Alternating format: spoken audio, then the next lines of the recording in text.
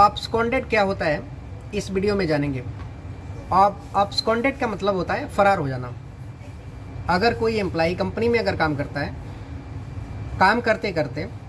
कुछ दिन के बाद अगर कंपनी में जाना बंद कर देता है, साइट पर जाना बंद कर देता है, कंपनी के एकोमोडेशन में नहीं है, कंपनी जो एकोमोडेशन देती है, जो रहने के लिए देती है, रहने की जो व्यवस्था की है, वहाँ पर अगर वो एम्प्लॉय नहीं मिलता है, मतलब साइट पर भी नहीं मिला, ऑफिस में भी नहीं मिला, कंपनी के एकोमोडेशन में भी वो आदमी नहीं है, इसका मतलब कि वो आदमी फरार हो गया, उसको अब्सकॉन्डेड बोलते हैं। अब कंपनी का प्रोसीजर है, कंपनी को अगर ये पता चला कि ये हमारे वीज़ा पर, ये एम्प्लॉय हमारे वीज़ा पर आया था, हमारी कंपनी में आया था,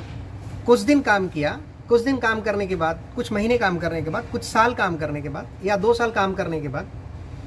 जब भी वो कंपनी में, हमारी कंपनी में नहीं है, कंपनी में जिस वीज़ा पर आया वो कंपनी में नहीं है, साइट पर नहीं जा रहा है, काम करने के लिए नहीं जा रहा है, उसके बारे में कोई खबर नहीं है, कंपनी के एकोमोडेशन में नहीं है, तो कंपनी क्या करती है, एक नोटिफिकेशन एक इमिग्रेशन को दे देती है, जा करके ये बता देती है इमिग्रेशन को कि ये बंदा सो एंड सो नाम का, इस ट्रेड का एम्प्लॉय हमारे कंपनी में हमारे वीज़ा पर था और अभी हमारे कंपनी में काम नहीं कर रहा है, हमारे कंपनी में नहीं आ रहा है और इसके बारे में हमको कोई जानकारी नहीं है, उसको बोलते हैं अब्सकॉन्डेड। इमिग्रेशन में वो बंदा अब्सकॉन्डेड हो जाता है। इसी तरीके का एक केस है, एक व्यक्ति यूएई में आता है, काम करता है और कुछ न कुछ इलीगल काम करने की वजह से वो कंपनी उसको अब्सकॉन्डेड कर देती है, डिपोर्ट कर देती है इंडिया। पहले क्या होता था, डिपोर्ट होने के बाद, अब्सकॉन्डेड ट्रेवल बैन होने के बाद 1 साल 2 साल या 3 साल तक होता था, कंपनी का प्रोसीजर था, कंपनी अपने हिसाब से बैन करती थी। अभी रूल चेंज हो गया है। तो ये पहले का केस है, ट्रेवल बैन हुआ वो बंदे का, कंपनी ने उसको डिपोर्ट कर दिया, डिपोर्ट करने के बाद वो इंडिया चला गया। इंडिया जाने के बाद 1 साल 2 साल के बाद या 3 साल के बाद उसके दिमाग में आया कि चलो ठीक है, अब हमारा ट्रेवल बैन वही चलते हैं। तो उसने क्या किया, एक वे अपनाया, एक रास्ता अपनाया।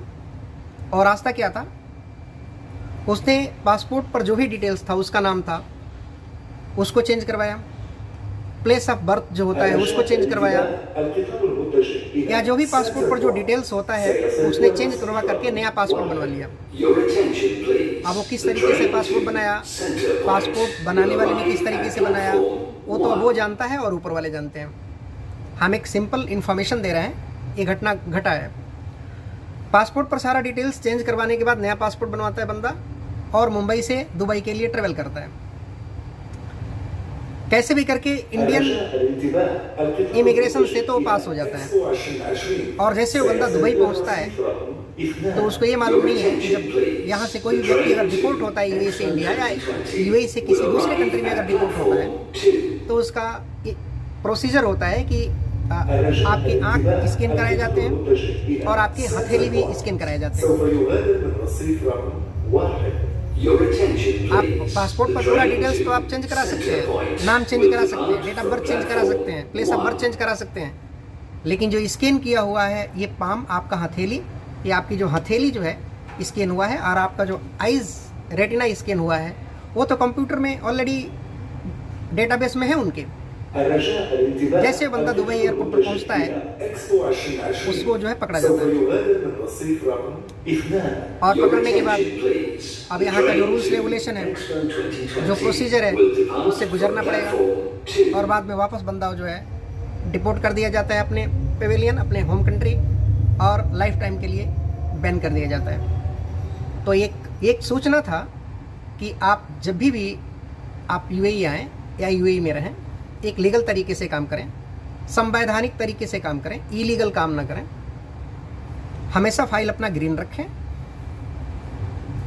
आपका मल्टीपल एंट्री होता रहेगा, आप आते रहेंगे, आप जाते रहेंगे। इलीगल काम करेंगे इस कंट्री में, वो सही नहीं है, इस चीज़ को मैं बढ़ावा नहीं देता हूँ, लेकिन एक सूचना था ट्रैवल बैन से रिलेटेड और ये थोड़ा सा डिफरेंट था, इसके लिए मैं सोचा दोस्तों आप तक मैं इसको शेयर कर दूँ। मिलते हैं नेक्स्ट वीडियो में, तब तक के लिए अपना ख्याल रखिए।